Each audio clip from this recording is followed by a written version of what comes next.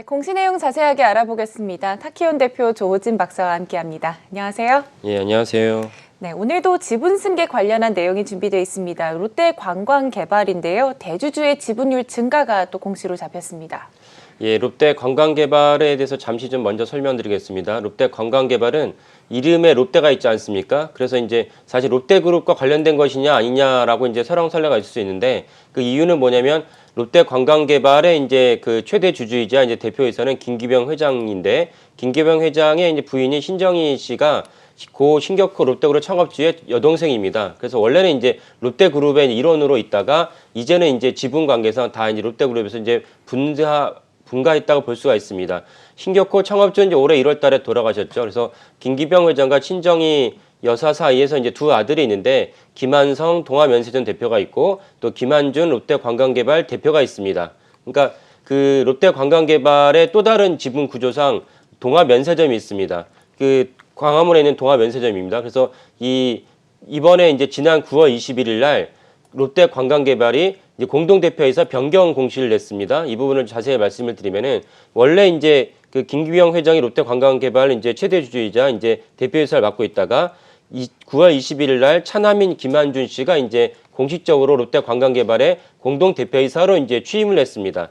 그러니까 이 지분 구조상이나 이 전체적인 경영진 구성상 장남에게는 이제 동아면세점을 차남인 이제 김한준 씨에게는 이제 롯데관광개발을 승계하는 것으로 이제 업계에서는 추정하고 있습니다. 그 아까 말씀드렸다시피 그 김경호 회장은 동아면세점도 같이 이제 지분을 갖고 있습니다. 이 김한준 씨의 이력을 보면 용산역 역세권 개발에 나오는데 여기가 뭐냐면은 롯데관광개발이 신면을 기록하는 제주도에 이제 드림허브가 있습니다. 그거를 개발하는 기업입니다. 그래서 김한준 씨는 이제 그 롯데관광개발의 공동대표이사 되기 이전에 그 드림허브를 이제 중국의 녹지그룹과 같이 개발하는데 이제 주력을 했습니다. 그래서 그 사업이 이제 일단락됐고 이제 개장을 앞두고 있습니다. 그래서 이런 관점에서 아까 말씀드린 대로 김한성 씨는 이제 그 동아면세점으로 김한준 씨는 이제 롯데관광개발로 이제 각각 장남과 차남이 승계를 한다 이렇게 볼 수가 있고 그것이 이번에 지분으로도 이제 드러났습니다. 지분을 보시면은 김한성 씨가 이제 241억 원을 들여서 김한준 씨는 210여 원을 들여서 각각의 지분이 이렇게 늘어났습니다. 그리고 여기에도 보면 최대 주주는 이제 그 당이 김기병 회장이고 그 다음에 이제 동아투자개발, 동아면세점과 관련된 기업입니다. 그래서 이런 식으로 지분 구조가 나눠져 있습니다.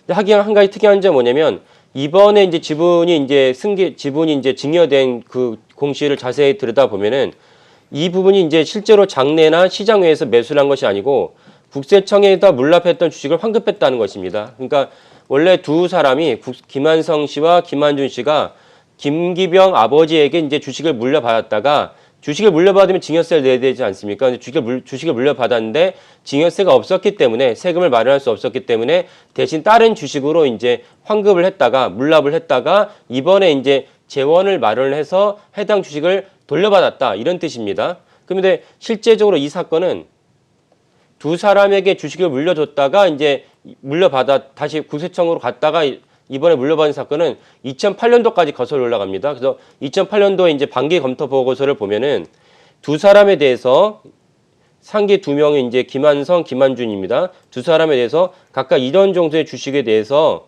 차명으로 이제 보유하고 있었는데 이걸 국세청에서 지적을 했습니다. 국세청이 지적을 하니까 처음에는 이제 부인하다가 나중엔 인정을 하면서 차명을 주식을 맡겨놓은 것이 맞다. 그래서 이번에 실명으로 돌렸다라는 것을 이제 반기 검토 보고서에서 밝힙니다.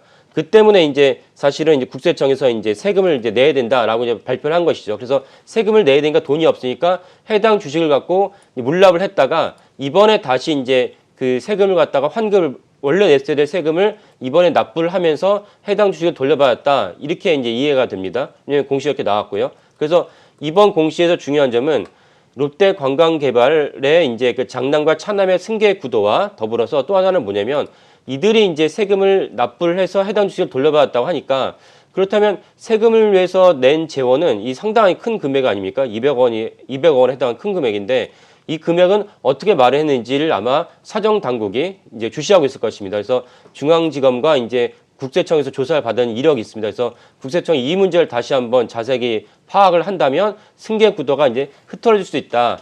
라는 관점에서 이제 보시면 좋겠습니다. 네, 승계가 본격화된 것으로 추정이 되고 있는데 롯데 관광개발의 이 지분 확대로도 관련한 내용이 확인이 가능하고 자금 출처도 중요하다는 부분까지 함께 짚어주셨습니다. 또 장내 매수가 아닌 증여세와 관련한 부분에서 주식 환급이 있었다는 내용까지 짚어주셨고요. 지금까지 타키온 대표 조우진 박사와 함께했습니다. 감사합니다. 예, 감사합니다.